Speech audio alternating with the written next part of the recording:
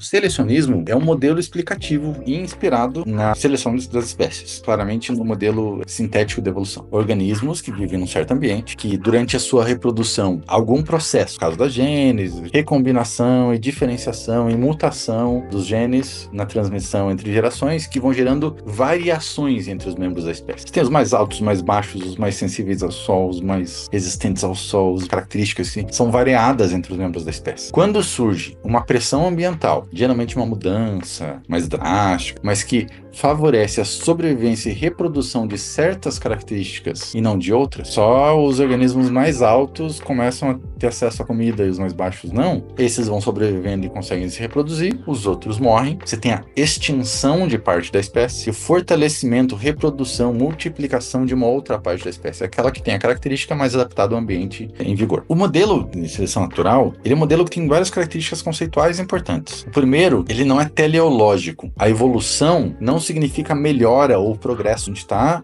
mudando. O que está sendo selecionado é aquilo que é mais adaptado para o ambiente atual. Então ele não é teleológico no sentido que ele não segue para um fim, a gente não está indo para a gente está se tornando uma espécie melhor, ou existe alguma espécie, nada disso. Então a gente está só se adaptando, ele não tem finalidade. A causa da seleção da espécie não é a variação genética, ele é um processo que cria uma condição que vai ser selecionada por causa da consequência que ele produz. O evento importante é o evento que vem depois, que é como o ambiente permite a sobrevivência. A causa não está no processo que criou aquilo, mas está na consequência produzida pela variação genética, que a gente vai chamar de selecionismo, ou de modelo de seleção por consequência, falando aqui ainda no nível da espécie. Existem coisas que acontecem no organismo que produzem maior ou menor, no caso maior ou menor adaptação. Isso foi evoluindo até o ponto de que surgiram organismos que tinham uma composição orgânica que tornava eles sensíveis. Organismos que agora conseguem aprender em função das consequências daquilo que ele fez, tem muito mais condições de se adaptar. Isso vai criar um novo nível de seleção, chamado segundo nível de seleção, o nível ontogenético de seleção, que é dado esse nome em contraposição ao nível filogenético, que é o nível de evolução da espécie. Quando a gente pensa em comportamento humano, tem um monte de estudos mostrando tendências biológicas familiares, por exemplo.